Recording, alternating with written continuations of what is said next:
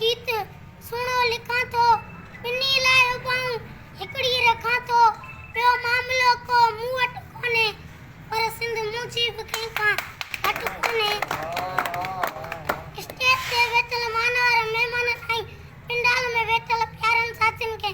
मुंहिंजे तरफ़ां अस्सलाम वालेकुम। दोस्तो अॼो को ॾींहुं असां सिंध लाइ ईद खां घटि कोने